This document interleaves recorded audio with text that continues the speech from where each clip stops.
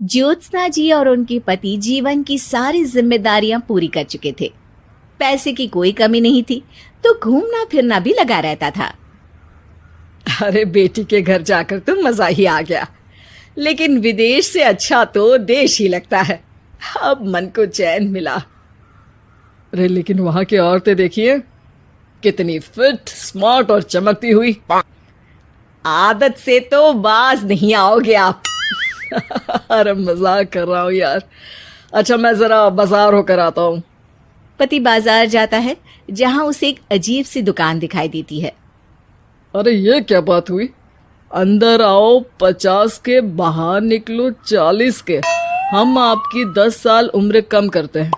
अरे ऐसा क्या करते हैं भला? जरा अंदर जाकर ही देख लेता हूँ। अंदर एक सुंदर सी लड़की खड़ी होती है। सुंदरी जी, ये क्या दुकान है? जरा जादू हम पर भी तो चला दीजिए। यस सर, आपको हमारी एग्जीक्यूटिव एक डेमो के लिए अंदर ले जाएगी। आप अंदर जाएंगी तो आप खुद ब खुद समझ जाएंगी। पति अंदर जाता है, जहां सेल्स गर्ल मिलकर पति को नकली बाल, नकली दांत, रंग बिरंगी कपड़े के साथ रंगीन चश्मा लगा देती है। देखिए, अब खुद को शीशे पे देखिए और बताइए सर। हाय दयो, ऐसे तो मैं किसी हीरो से कम नहीं लग रहा। दे दो, सारा सामान पैक कर दो। पति खुशी खुशी वहां से निकल जाता है। घर आकर वो सारा सामान छुपा देता है। फिर अगली शाम, सुनो मैं वॉक पर जा रहा हूँ। इस वक्त? अरे नाती पोतों को वीडियो कॉल करके बात तो कर लो। अब हाँ, आकर करता हूँ ना, पक्का पक्का। पति बाहर जाकर सारा मेकअप करता है और मार्केट में घूमता है, जहां उसे एक स्मार्ट सी महिला दिखती है। क्या आपको मुझसे कोई काम है? नहीं नहीं, आप तो बहुत हैंडसम हैं। थैंक्स। वैसे आप भी कम नहीं है। वैसे क्या उम्र होगी आपकी? लगता कितने का हूँ? 40 के तो पूरे लगते हैं। अब क्या था, 50 साल के पति को कोई 40 का बोल दी तो। वैसे तो कम का हूँ, लेकिन टेंशन के कारण थोड़ा उम्र में बड़ा देखने लगा हूँ। ओह सच्ची? आप 40 के पूरे नहीं हो? अरे छोड़िए ना, चलिए मैं आपको कॉफी पिलाता हूँ। यहाँ की कॉफी काफी शानदार होती है। दोनों में दोस्ती हो जाती है और फिर चल पड़ता है सिलसिला रोज रोज के घूमने फिरने और मजे करने का। अब सारा दिन पतिदेव फोन पर। अरे नाश्ता तो कर लीजिए, क्या सारा दिन फोन पर लगे रहते हैं? अरे यार जरूरी काम कर रहा हूं मैं। रिटायर हो, पेंशन मिलती है, कोई काम नहीं है, फिर कौन सा जरूरी काम आन पड़ा आजकल? अरे एक प्रोजेक्ट के सोशल नेटवर्किंग का काम है, उसी पर काम कर रहा हूँ। ठीक है, चलो अब नाश्ता कर लो, देर हो रही है। पति अपना नकली सारा सामान बिस्तर के पास छुपा कर सोता, सुबह चुपके से पहनकर बाहर जाता और घर आने पर उतार देता। एक दिन पड़ोसन कहती है, अरे ज्योत्सना बहन, तुम लोगों के घर कोई हैंडसम सा आदमी रहने आया है क्या? अरे कहाँ यार, मैं और ये दो ही तो लोग हैं घर में। हैंडसम सी शक्ल देखे तो मुझे भी जमाना हो गया है। अरे पता नहीं, वो जाता तो तुम्हारे ही घर में है, क्या पता कौन होगा।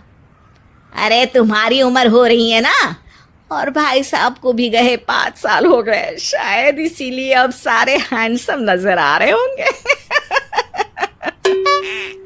पड़ोसन भी ज्योत्सना की बात पर मुस्कुराकर वहां से चली जाती है। एक दिन, अरे सुनो जी, बहू बेटा और पोता आ रहे हैं, कुछ दिनों के लिए वो हमारे साथ ही रहेंगे। अरे शिट यार, ये क्या है? बेटे ने तो कर ली शादी, अब क्या करने आ रहा है यहाँ पर? अरे कैसी बात कर रहे हो जी, इस उम्र में तो माता पिता तरसते हैं कि बच्चे आकर साथ रहे, लेकिन आप है कि। अरे ठीक है ना, लेकिन अब देखो सभी व्यस्त हैं अपनी जिंदगी में, ये लोग आएंगे रहेंगे, कितनी डिस्टर्ब हो जाएगी लाइफ। कैसी बात कर रहे हो? अरे जैसे बहुत हैपनिंग है ना तुम्हारी लाइफ, तो जो बच्चों के आने से डिस्टर्ब हो जाएगी। अरे दिन काटने मुश्किल होते हैं, बच्चे आ जाएंगे तो थोड़ा दिन रात पता तो चलेगा। ओफो, ठीक है, लेकिन बोल देना कि ना कोई मेरे कमरे में आए, ना मेरी लाइफ पे दखल दे कि मैं कहाँ जा रहा हूँ, क्या कर रहा हूँ, समझी? खैर, वो दिन भी आ जाता है जब बहू, बेटा और पोता उन लोगों के घर आते हैं। एक दिन, माँ जी, आज मेड नहीं आई है तो मैं आप लोगों के कमरे में झाड़ू लगा देती हूँ। अरे नहीं बहू, वो तेरे पापा को ना पसंद नहीं है कि कोई उनके कमरे में जाए। तू छोड़ ना, मैं खुद ही लगा दूंगी। सास को समझ में नहीं आता कि आखिर उसके पति ने किसी को कमरे में जाने से मना क्यों कर रखा है। खैर, वो साफ सफाई करके बाहर निकल आती है, लेकिन कहते हैं ना, बच्चा तो अबोध होता है, उसे किसी बात का क्या पता। वो खेलते खेलते दादा के बिस्तर तक पहुंच जाता है और बाहर ले आता है दादा का वो सारा सामान जो वो लगाकर घूमते थे। ज्योत्सना की नजर उस सामान पर पड़ती है। वो बच्चे से पकड़कर कमरे में लाती है और पैकेट खोलकर देखती है। हाय रे दैया, ये क्या? लग रहा है कि आजकल ये प्रोजेक्ट नया मिला हुआ है। बेटे बहू के जाने के बाद ज्योत्सना सोचती है कि वो बात करेगी, लेकिन फिर अरे खुद से बात करूंगी तो मुकर जाएंगे। पता लगाना होगा कि माजरा क्या है। कुछ दिनों बाद, अरे यार, ये बच्चे लोगों के आने से लाइफ ना बड़ी डिस्टर्ब सी रही। मैं कुछ देर के लिए वॉक पर जा रहा हूँ, आराम से आऊँगा 2-4 घंटों के बाद, ठीक है? मैं क्या सोच रही हूँ कि मैं भी आपके साथ चलती हूँ। अरे थोड़ा रिलैक्स मैं भी तो हो जाऊं। हाँ, पड़ोस वाली बुढ़िया के साथ नीचे पार्क में जाकर वॉक करके आ जाओ। अच्छा जी, तुम कार से लॉन्ग ड्राइव के मजे लो और मैं पड़ोस की बुढ़िया के साथ। पति नहीं मानता और अपना पैकेट और कार लेकर निकल जाता है। रास्ते से वो उस महिला मित्र को फोन करता है। हाय ब्यूटीफुल, मैं कुछ दिनों के लिए आउट ऑफ कंट्री था, आज आ गया तो सोचा तुमसे मिल लूं। हाँ, क्यों नहीं, क्लब में आ जाओ। पति क्लब में पहुंचता है, सारा नकली सामान चिपका भी लेता है, लेकिन उसे पता नहीं होता कि ज्योत्सना ने सबका गोंद निकाल दिया है। ओ बेबी, मैंने आपको बहुत मिस किया। मैंने भी।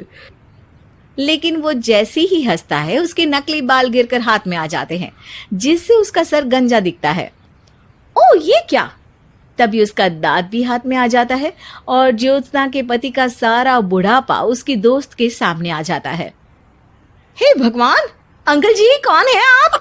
क्या ऐसी बात कर रही हो अंकल? मैं तो तुम्हारा दोस्त हूँ।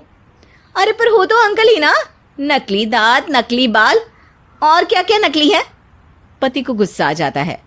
वो महिला के बाल पकड़कर खींचता है, जिसके बाद उसका बाल भी उसके हाथ में आ जाता है और महिला के सारे पके बाल सामने आ जाते हैं। ओह, तो तुम भी उसी दुकान से हो? जाओ 50 की निकलो 40 के। हाँ, बढ़िया आई मुझे अंकल कहने वाली। लेकिन ये समझ में नहीं आ रहा कि मेरे बाल और दांत बाहर कैसे आ गए। तभी वहां ज्योत्सना आ जाती है। जी, मेरी वजह से। चलिए इन आंटी जी को नमस्ते कहिए, फिर घर चलते हैं और वहां मैं बनाऊंगी आपको 40 का।